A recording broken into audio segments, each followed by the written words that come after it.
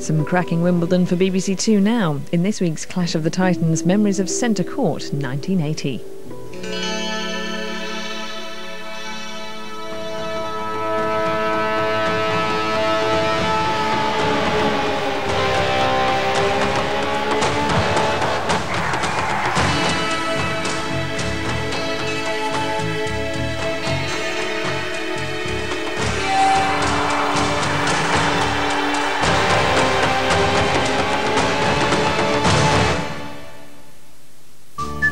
John McEnroe, instinctive, volatile. Bjorn Borg, cool, controlled. Two men, worlds apart, whose worlds would collide. Please tell me! Please tell me!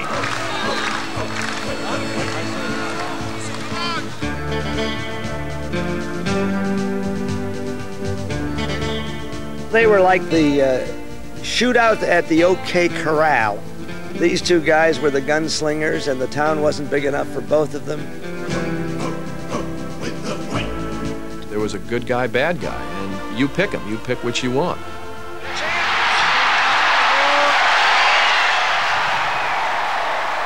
The good guy had won Wimbledon for the past 4 years.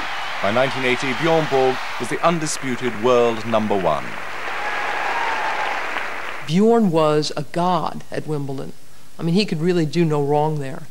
And John, I mean, there was smoke coming out of his ears as soon as he rolled out of bed. You can't be serious, man. You cannot be serious! That ball was on the line! By 1980, McEnroe's outbursts may have become predictable. His tennis, however, was anything but. Now, #2 in the world, he was the greatest threat yet to Borg's reign. 1980. It just seemed to be bringing together these two great novas, these great stars, and to have these two contrasting styles, the puncher and the counter-puncher, it's like two great fighters. Well, it was like covering a heavyweight championship fight. People see me playing, they think maybe that I don't have any emotion or I don't have any feelings. I mean, like a machine. I am on the tennis court because that's the way I have to be playing and performing my best tennis. I know deep down that people are much more like me than him on the tennis court. I mean, just go look at it, go to a public course, you'll see people throwing the rackets and yelling. That's normal. You see, I'm normal. He's abnormal. It was ice against fire.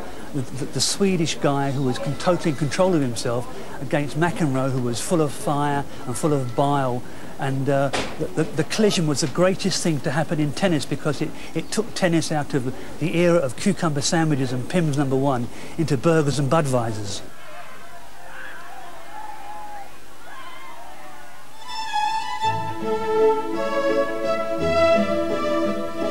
Cream teas and anyone for tennis gave way to glam rock when Borg made his debut at 17. He had this Viking look about him, you know, and he had these wonderful cobalt blue eyes and the flowing flaxen locks. He looks like a rock star. He plays like an angel. The teeny boppers were all over him. The committee didn't quite know how to deal with him because there had been nothing like this before. When you see a man taken to court among an armed escort of policemen, it's a little unusual, to say the least. And more shocks were to come as Borg began his match against Britain's Roger Taylor on the hallowed Centre Court. It seemed as all the teeny boppers came out of the woodwork. For a tennis player, there were squeals. All these maidens were having Borgasms. Even on the centre court, we've got the teenagers rushing on. I've never seen this before in my life. Tennis was considered sort of a wimpy, lame sport. So when Bjorn came along with the long hair and the headband, good-looking girls falling over him, it sort of reminded people of sort of rock and roll or whatever, and it just put tennis in a whole new light. But Borg was no rebel. With his model looks went model behaviour. Soon the establishment loved him as much as the teeny boppers. With a lovely wrong footing volley.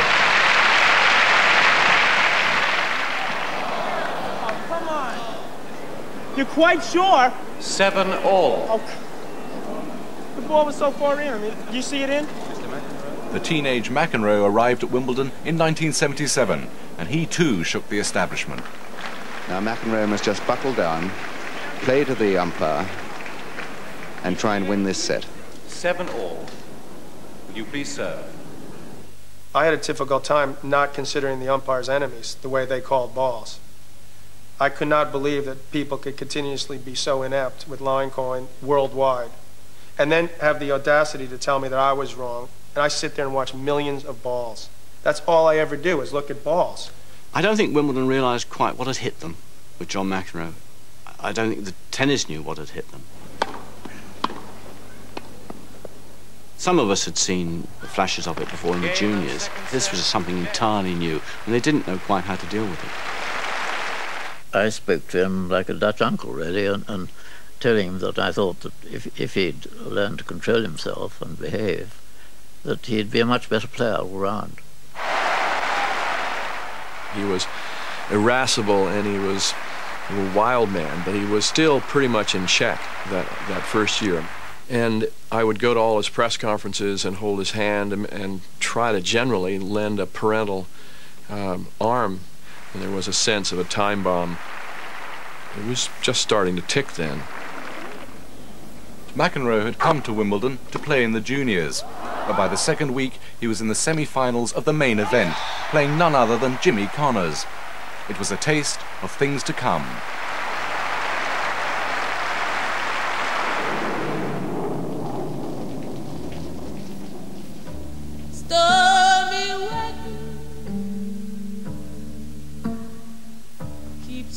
Wimbledon 1980, one of the wettest on record. But nothing could dampen the growing sense of anticipation of a clash between the New Yorker McEnroe and four-time champion Borg. He was chasing his 5th title in a row. And as usual, he took a calm and efficient route through to the final.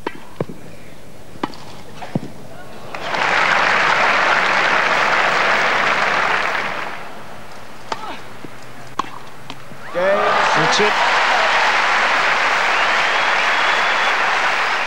The call came before the ball was played. He never even called it. Well, no, yes, he called No, it. he never said anything. He called a fall. Meanwhile, McEnroe was making waves. In his semi-final, he faced a determined Jimmy Connors, once the bad boy himself. Sparks flew. McEnroe was given Wimbledon's first official warning, and Connors was able to play the good guy.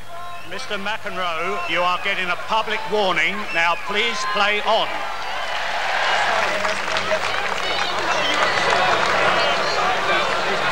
Keep your mouth shut out here.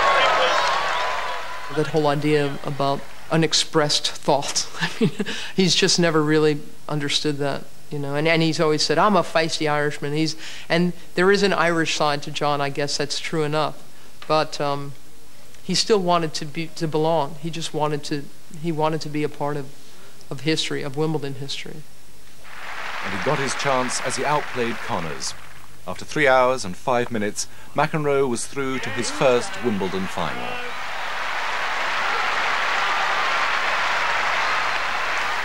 Once you get to the final, that's what you've been shooting for. I mean, you get to play Bjorn Borg, one of the greatest players of all time, Jimmy Connors in the semis. I mean, what more could you ask for? That's it, right there. That's what it's all about.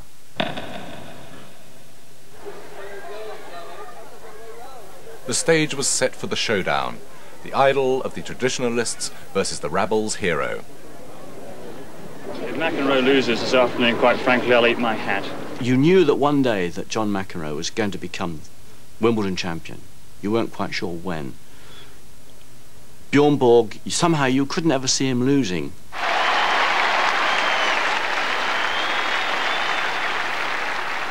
And the Borg camp was full of anticipation. When you start winning Wimbledon 1, 2, 3 times in a row, of course, it should be a 4th and a 5th. So, I mean, we were, of course, expecting to win. 2 weeks or 3 weeks after Wimbledon would finish, we'll get married, we'll have our marriage in Romania. I cannot tell you exactly how he said it, but he made me understood that this should be a nice present for my wedding. Then the unthinkable happened. In the bastion of manners and tradition, John McEnroe was booed onto court. John had already established himself as a bad boy. But I think even John would have to say that he was surprised that for a Wimbledon final, in front of the royal box and in front of, this grand setting, to walk on to decide a title and be booed was something I think even surprised him. Already the odd boo for the villain of yesterday's piece, John McEnroe, when he beat Jimmy Connors. It was very, very hard to listen to, really. McEnroe ran away with the first set. But with the partisan crowd cheering his every mistake, he conceded the second.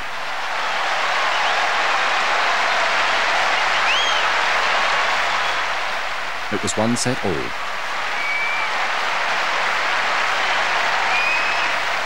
You pick up everyone's energy in the box as well. So every time Mariana would light up a cigarette, or, you'd see the coaches shifting in their seats or something, then, I would get more nervous. Plus, I could feel some of what John was feeling.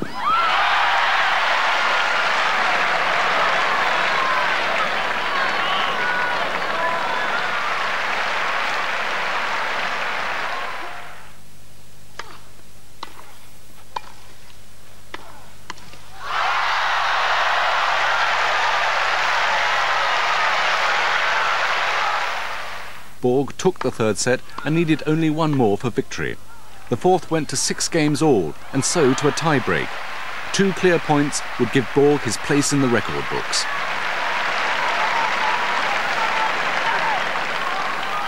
The tie-break was probably one of the most dramatic moments in tennis history.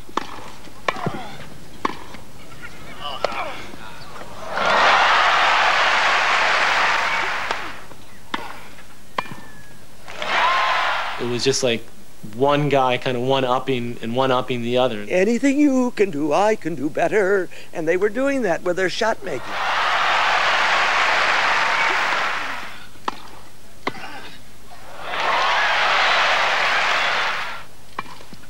There'd be a match point against him, then a set point against Borg, then a match point against McEnroe. They sometimes became each other.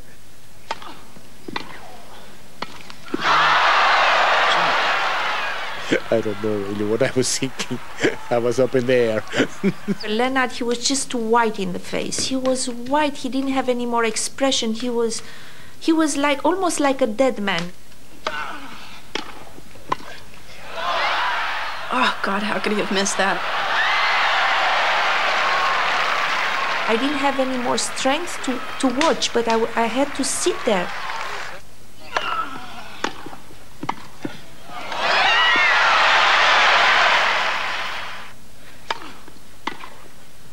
Down. You knew something special was happening. You could just feel the energy in the air. Oh! Unbelievable shot.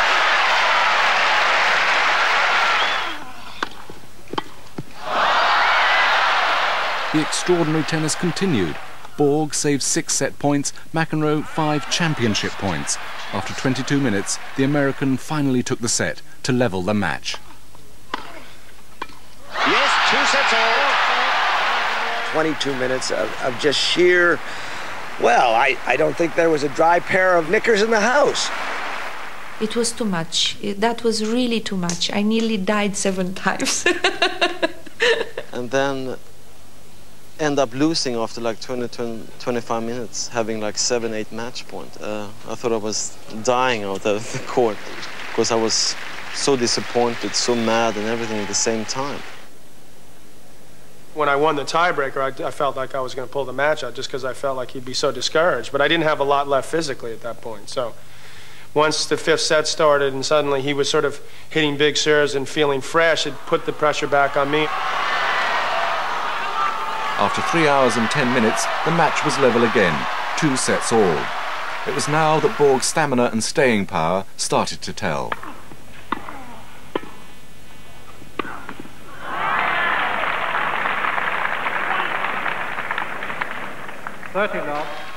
What happened is I got tired, is what happened. Physically tired. And he took advantage of that. And so it became a battle of fitness and will as opposed to who's the better player.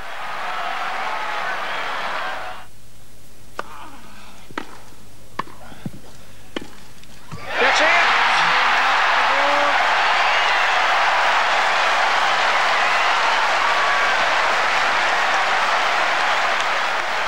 Borg's wedding present to his fiancée had been secured.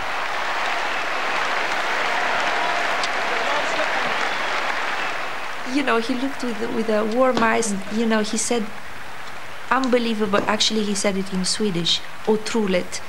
It's unbelievable, you know.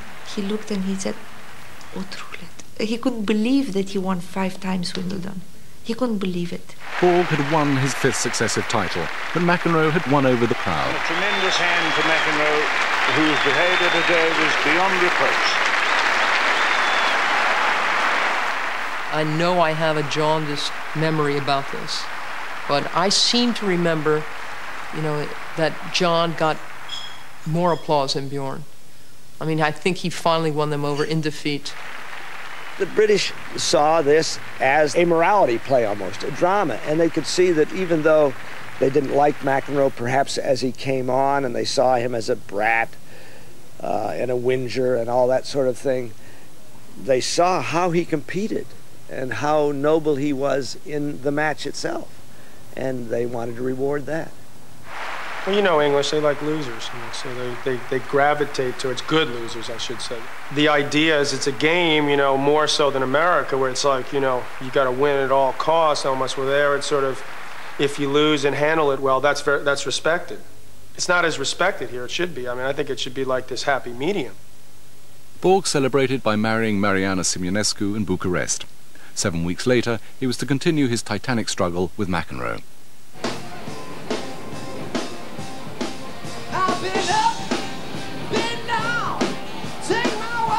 John had headed straight home to New York to recharge his batteries in readiness for the battle.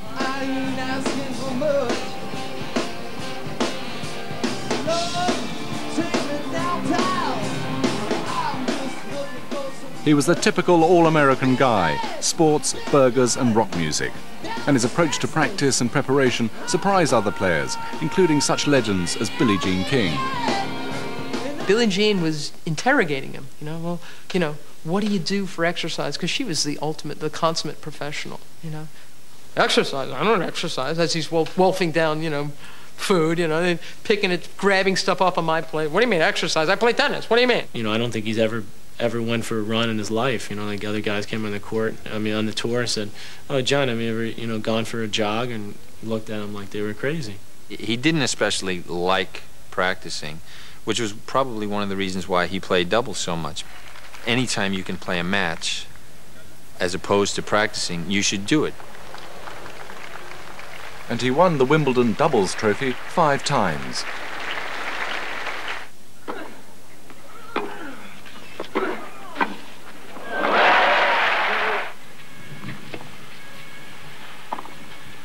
He was so good that drilling, I think, would have muted his enthusiasm for the game. I mean, every time John took a swing, it looked like it was something he had just thought of, you know? It looked like just a fraction of the moment before the ball hit the strings, he had decided where to go. So that's not the kind of thing that you want to drill. McEnroe's style of play exactly exemplified his personality. I mean, he was a risk-taker. He was very adventurous. He would be outrageous. He saw shots that nobody else could even imagine, and he could pull them off. So he was really a magician. McEnroe threw down the gauntlet to Borg, and the meeting place was to be on his home turf at the US Open. As reigning champion, he was out for revenge for his Wimbledon defeat, and he knew it was a championship that Borg desperately craved.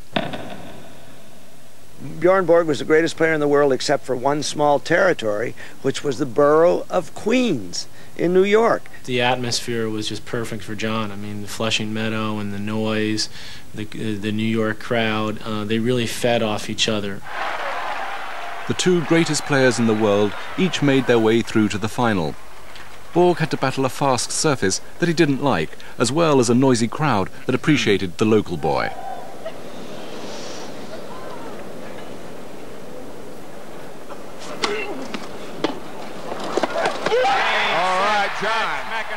It had been Borg's 9th attempt and his 9th failure.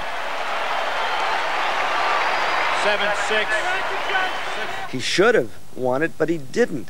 So there was something, I don't know whether it was the air, the food, the atmosphere, the aroma of McEnroe. I don't know what it was, but he just could not win in the borough of Queens. Although still the world #1, the loss was a blow to Borg. He responded in the only way he knew how. Practice, practice, and yet more practice. Sometimes we have different, one chap in the morning and another guy in the afternoon, because it was 4 or 5 hours practicing every single day when it was not tournament. He might have been back in Sweden, aged 9, hitting a ball against the garage door from dawn till dusk every day. For some observers, it led to a mechanical game, lacking a natural flair. Borg basically only has a few options that he has to pick out of his armory, and so the chances are he knows those strokes unbelievably well, and he's not going to make any mistakes. The constancy of his shots, combined with his almost bionic stamina, made him a formidable opponent.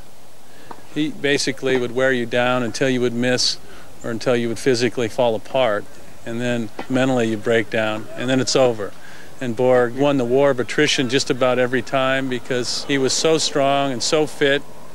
And after you'd play a long rally with Bjorn, you'd be panting a little bit, you'd look over there and he wouldn't even be sweating, and you knew you were in for a long day. But like guys quit against him almost when they walked on the court because they just were so intimidated. He was such a good athlete. I don't think people realize how good an athlete he was. He was a superior, like Jimmy and myself. He was just a superior athlete, very, very fast. Borg's steady, waiting baseline game was in sharp contrast to the artistic, impulsive McEnroe. I did nothing like him. We didn't volley alike, we didn't hit ground strokes alike, we didn't serve similar, we didn't play the same style, we didn't have the same mentality, we had different personality. Nothing was similar.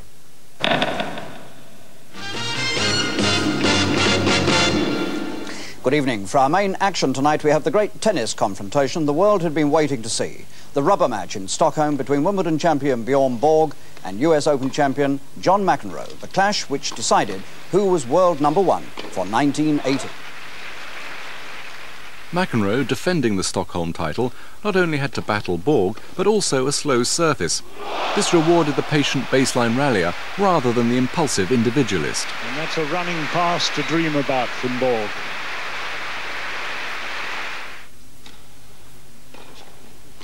Yes, right, and that's it. That's it for Borg. Borg finally won the title that had eluded him for so long. And as 1980 ended, the champion had reasserted some authority over the challenger, having won 2 of their last 3 matches.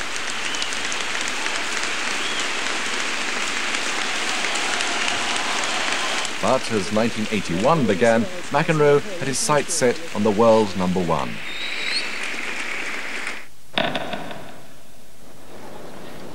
First stop, the Volvo Masters in New York. As they met in an early round, the pressure was showing on Borg. The unthinkable occurred. Delay of game penalty. Point to Mr. McEnroe. 5-3 McEnroe. Well, there it is. Mike Lugg has now awarded a penalty point against Borg. I can't ever remember seeing that happen before. Arguing with an umpire and getting a warning. And I think that is an indication of how much McEnroe really preyed on his mind. And McEnroe was startled. He just stood there and watched, saying, this can't be happening. I'm the guy who's supposed to be doing that, not Bjorn. I managed to be like the only guy, I think, that, got him to question calls. So in that sense, I felt pretty good about it. I got him riled up a little bit. Borg eventually beat McEnroe and went on to win the title, but the papers were more interested in his outburst than the win. He realized at last that this very talented man from New York was close on his tail, and that his own reign at the top wouldn't last forever.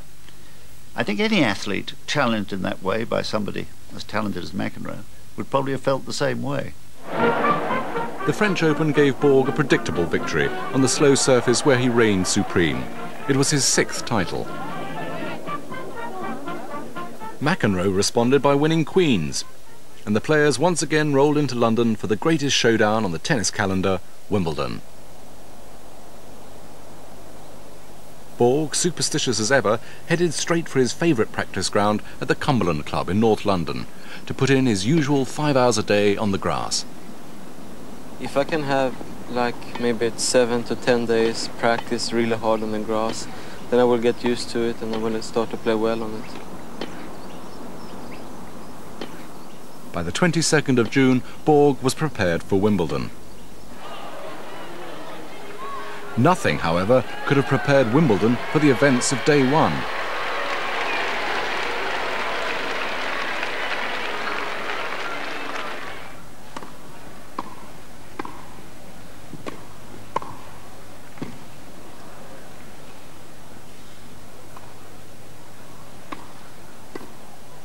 John McEnroe lost all the goodwill he'd gained during his previous year's heroic final in one opening match.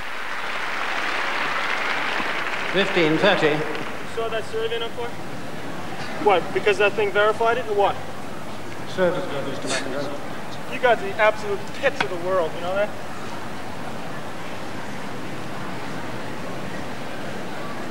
I'm going to award a point against you, Mr. McEnroe. I think I just wanted to sort of hide a little bit. I was so upset that it was hard for him just to sort of let a line call go, or maybe just to question it and then move on. Can I have the referee brought out right now? Tennis really does have to uphold authority in some shape or form. Rather than getting yourself all worked up, you try to relax.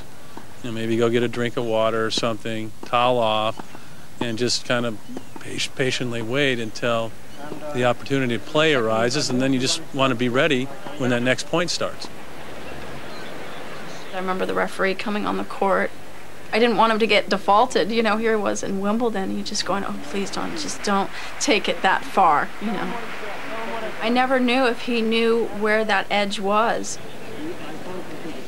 99. Stories of McEnroe's outburst winged their way around the globe.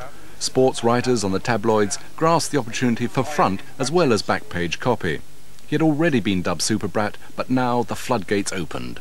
I called him, I think it was the Incredible Sulk, a King's Sneer, the Merchant of Menace, the Prince of Petulance. I think London's a great city, but I think the press sucks.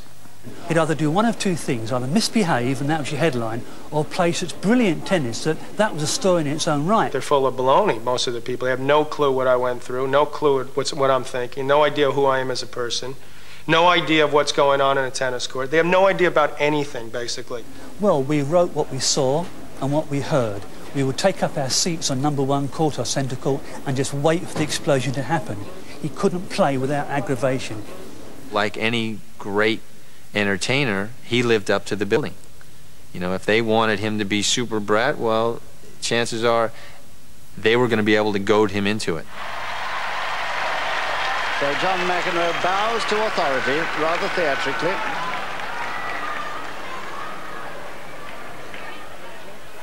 Only in the very, very end of my career did I sometimes think, what am I doing? Why am I doing this? Am I doing this because I'm addicted to this, or because people want me to do it? McEnroe was calculating. He knew what he was doing. And so the other players didn't like it because they saw it as taking advantage. He already had this divine talent, but he wanted to add more. There's been a lot written about his outrageousness being studied and actually calculating so that it would help him win matches. I'm not so sure. I don't think he had that much control. You tell someone he's a complete jerk. You think he's going to turn around and give me calls? He's going to make even sure that he's not going to give me the calls. I had no calls come my way. That's what's so funny about it. Can you ask the service line if we heard a left? Good service. Very good service. Very good service. But can you ask if we heard a left? It was a very good service. The next court judge. Out of the 2,346 calls that I disputed, I got probably 10 good calls out of that. I mean, every single time it was like I lost. So how could they say that it was to help me? I intimidated them into what? Giving me more bad calls? I mean, I never saw good calls come my way. Maybe I'm biased. First penalty point. Unsportsmanlike conduct. McEnroe's war with the umpires continued on the way to his second Wimbledon final. But I really can't believe that Borg took his usual, more dignified route through the tournament. Over the net, so hard and so close to the lines. And this time it was he who had to face the old campaigner Jimmy Connors in the semis.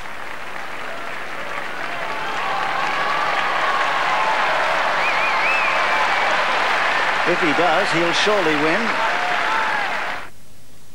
It turned into a thrilling 5-set match.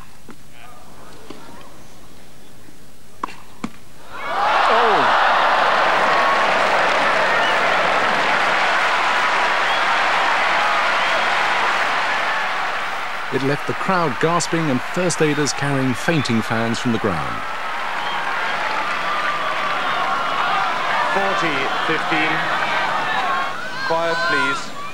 Borg, 2-match points. That's it.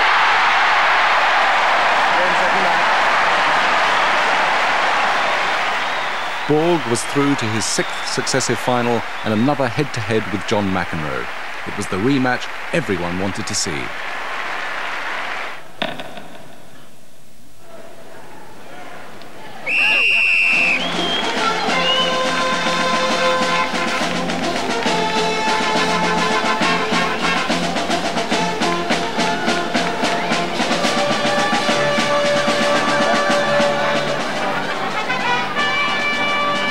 As anticipation rose on centre court for the clock to strike 2 p.m, Borg and McEnroe prepared for what would be their final Wimbledon showdown.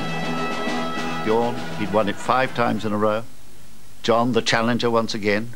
Would he, wouldn't he, would he be able at last to break the spell?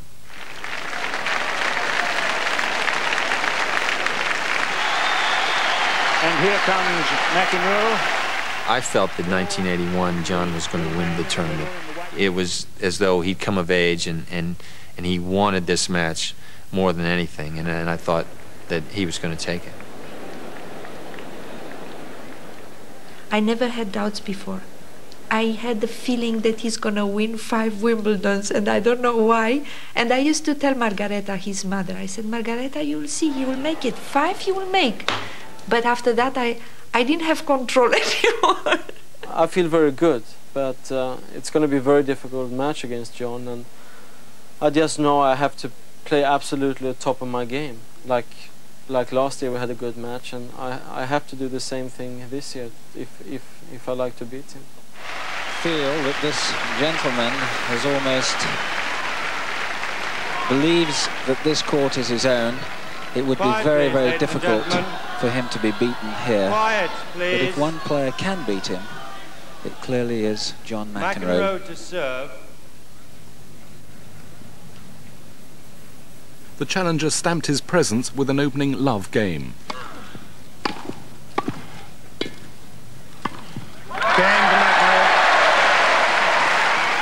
The crowd was determined to be part of the spectacle, often at McEnroe's expense. Early in the match, somebody called out to McEnroe, call the referee, John, which wasn't very helpful. Time to get the referee, John. Quiet, please.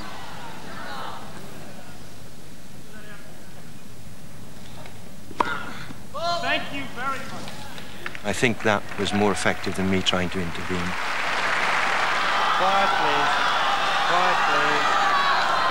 30, 40. The heckling continued, but as always, it was the spectacular tennis which won through. He's done it.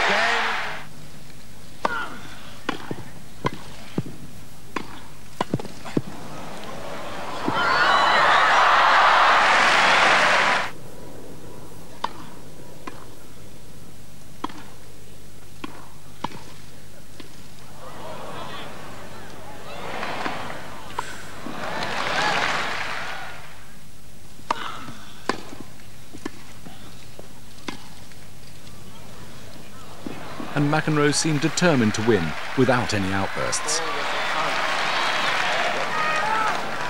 The ball was out. He respected Bjorn so much more than he respected anybody else, that he wanted to beat him fair and square. I think at those times he felt probably the pressure of kind of living up to the Wimbledon tradition, you know, in a final, and also the respect that he had for Borg, and he knew he needed everything he had to beat him.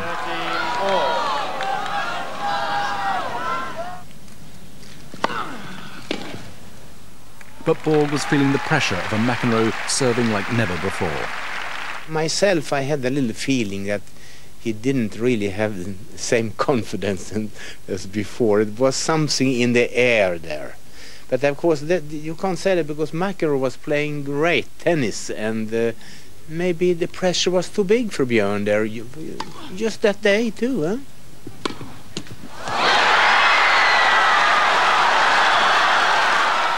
And it began to tell in the fourth set, until finally McEnroe got his chance. Championship point for McEnroe, and he's walked away from the baseline, waiting for the noise to subside. The first match point, my legs were shaking a little. I mean, I could barely run to that ball. But he was to get a second chance. That's it. He's won it. He's won it. For that 2 seconds after I won, I felt like I could, you know, just was like there was no weight on my shoulders at all.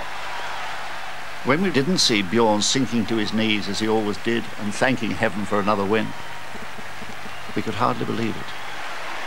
Some would say it's like Queen Victoria dying, you know, after all these years. And yet it was a very glad moment. And a happy, happy father. I remember very well interviewing McEnroe. He was ecstatic. He was delightful to be with. He was the child at Christmas who had finally opened the package. I wanted to prove that I could win Wimbledon. And I proved it because I won Wimbledon. And I feel very good about it. And I feel good because I beat a guy that's one of the greatest players that ever lived. You know, it's always tough when you lose that last point, because I know the feeling when you win that last point, what a great feeling it is. And I know exactly what feeling John had after he won that last point. The spell had been broken. McEnroe had deposed Borg and a new king was crowned at Wimbledon. McEnroe had struck a fatal blow to Borg, and in the way of great fiction, they met again just 10 weeks later in the US Open final. I never felt better.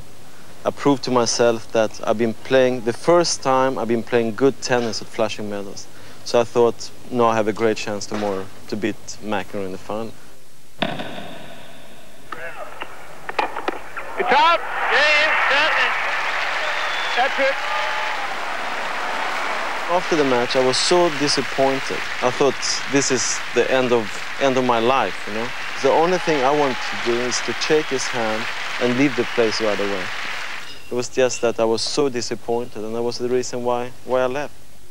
It was to be the final nail in the coffin. Borg not only left before the trophy presentation, but also walked out on the international tennis scene at the age of 25. One morning, I said to Mariana that I'm going to retire from tennis. And she started to laugh, you know, because she thought I was crazy. I mean, like I'm joking in the morning. She said, no. I said, really, I'm going to retire from tennis because I know now I'm sure that I don't enjoy it anymore. I don't have the same motivation. I mean, I can't tell you how much that blew my mind for a couple of years. I couldn't believe. I kept being like, every time I saw him, are you coming back? You know, you ready to come back? Time for you to come back? You know. And I couldn't believe that he continued it, that he didn't. I mean, to this day. Tennis was never the same for McEnroe once Borg retired. He did manage to lift the Wimbledon Challenge Cup a couple more times in 1983,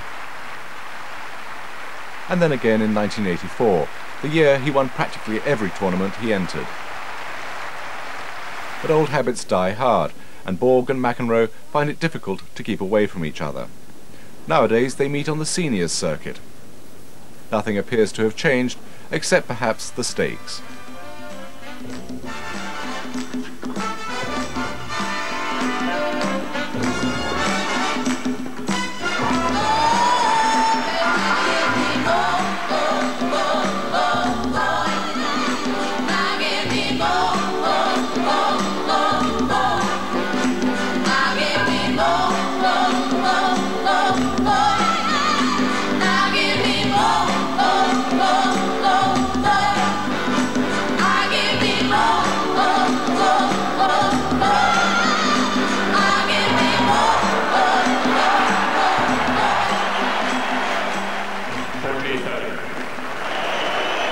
My kid now, when people see me play, they say, oh, you know, you're going to get mad when you play? I mean, these absurd questions. I said, yeah, it's in my contract. I've got to get mad a couple times, you know, yell at a few umpires, or else I don't get paid. And people are disappointed if I don't get mad. So I have to pretend to be mad when I don't give a damn one way or the other.